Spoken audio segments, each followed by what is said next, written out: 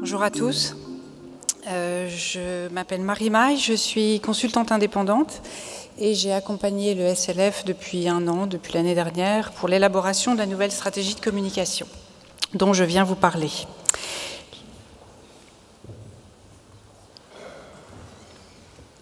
Je crois qu'on peut mettre la présentation. Les libraires ont exprimé leur volonté de communiquer auprès de leurs clients, notamment à la suite de l'étude de l'Obsoco, qui avait été réalisée en 2013 et présentée aux Rencontres nationales à Bordeaux. Et cette étude mettait en lumière la nécessité d'accroître la fidélité des clients des librairies indépendantes.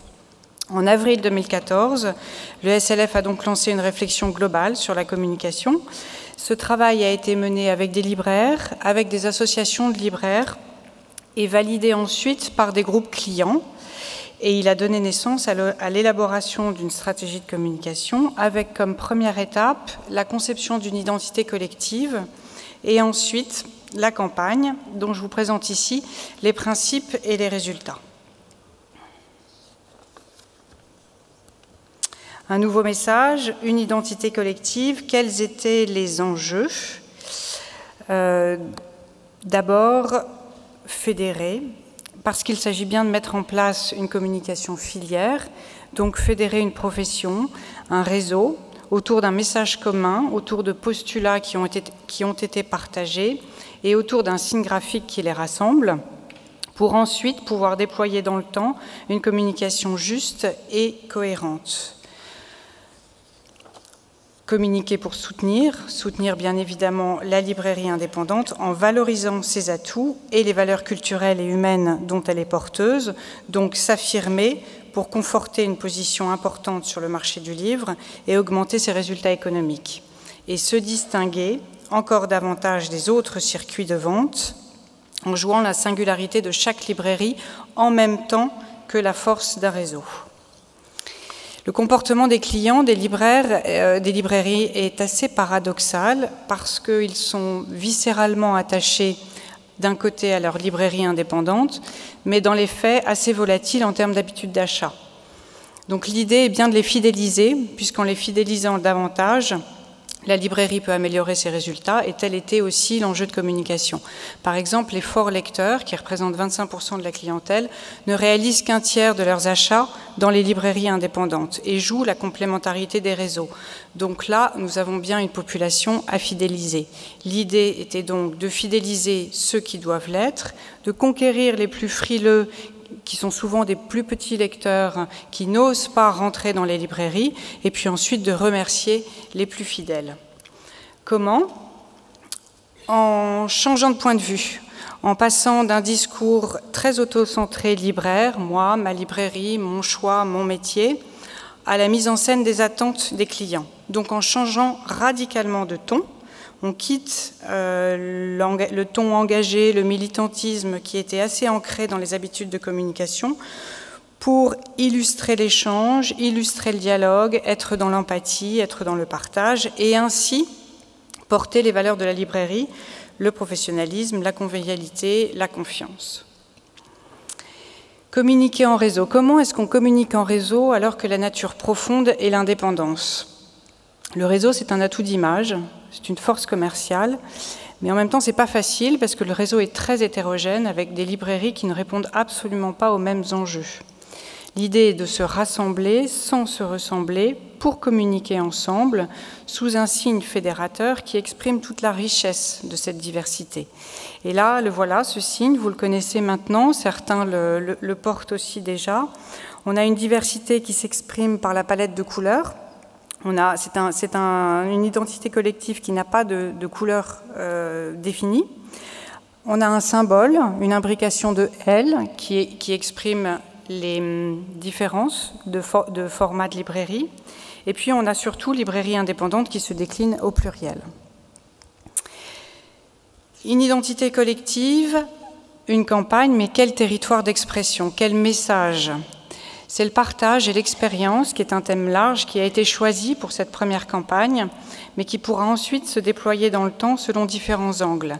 La librairie, un lieu singulier, l'expérience de la librairie, de la lecture, du partage entre lecteurs, l'expérience du lieu, ce que ça nous apporte de rentrer dans une librairie, la notion de plaisir, la notion de désir même, la chaleur de l'objet. Bref, un thème relativement large qui pourra se renouveler dans le temps. Le premier message, entrez ici, vous êtes ailleurs, est la première traduction de ce thème du partage et de l'expérience.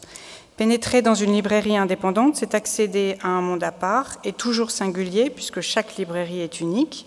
Ouvrir une porte vers la connaissance, l'imaginaire, la réflexion, la découverte, c'est une certaine forme de voyage, c'est un ailleurs, sans cesse renouvelé. Alors d'un point de vue pratique, vous avez accueilli la campagne en décembre 2014 en librairie. C'est une campagne qui a pu voir le jour grâce à des partenaires professionnels que nous remercions vivement encore aujourd'hui.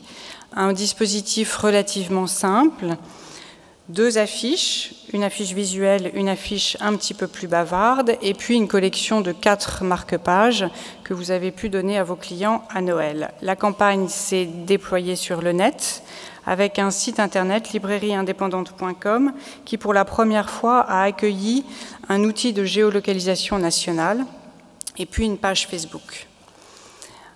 Un dispositif modeste, 1350 librairies ont reçu un kit, mais un bilan déjà assez positif. Une campagne qui a convaincu les libraires parce que finalement, la force d'un réseau, c'est possible, et communiquer ensemble, c'est possible, qui a convaincu les clients parce qu'ils ont été séduits par une profession qui exprime ensemble ses valeurs, qui a convaincu la presse parce que c'est un sujet noble. 87% des libraires ont relayé la campagne. Le site a des consultations relativement modestes, mais continue à travailler tous les jours. Et 2400 fans sur Facebook, c'est aussi modeste, mais ça continue aussi tous les jours à travailler.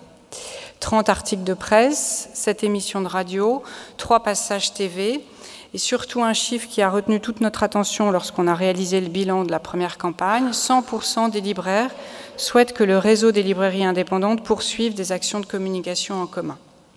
Et alors on poursuit.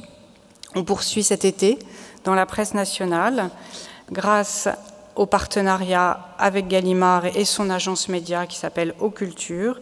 Et là, on va passer à une autre dimension avec une visibilité beaucoup plus forte puisque l'Obs, Le Point, l'Express, Libération, le Journal du Dimanche, Les Inrecuptibles, Clé, Lire, Elle, Society, Science et Vie Junior, les cahiers de Science et Vie, je les cite parce que c'est important, Science et Vie, Guerre et Histoire, et puis en Ile-de-France, le réseau Métrobus.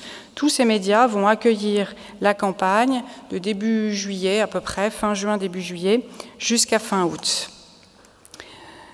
Donc nous vous incitons vivement à accompagner cette campagne nationale dans la presse, à la remettre en place dans vos librairies, à lui redonner un second élan. Et pour cela, je fais un petit peu de promotion, mais vous avez la possibilité de recommander des affiches et des marque-pages auprès d'Union Distribution. Ensuite, là, les choses sont lancées, il y a déjà des bonnes choses qui ont été réalisées. Maintenant, l'enjeu, on rentre dans une phase beaucoup plus concrète et beaucoup plus pratique. L'enjeu va être d'installer et de faire vivre l'identité collective au sein de vos librairies pour renforcer la visibilité du réseau des librairies indépendantes auprès du public, avec des outils très simples, des macarons Vitrofani à mettre dans vos vitrines, juste pour signifier à vos clients, vous entrez dans une librairie indépendante. On va pouvoir aussi faire vivre l'identité collective sur les packaging, qui, vous savez, sont des vecteurs de communication extrêmement importants. Mais là, on ne va pas vous proposer de se substituer à vos packaging, mais plutôt de venir apposer votre identité de votre librairie sur celui des librairies indépendantes. Et puis par un certain nombre de goodies, probablement des papiers cadeaux et autres petits objets, avec en parallèle un travail de fond, un travail autour d'une charte d'engagement des libraires indépendants vis-à-vis de leurs clients. Voilà, je vous remercie beaucoup. À suivre donc. Et pour cela, je vous remercie beaucoup de votre implication. À tous.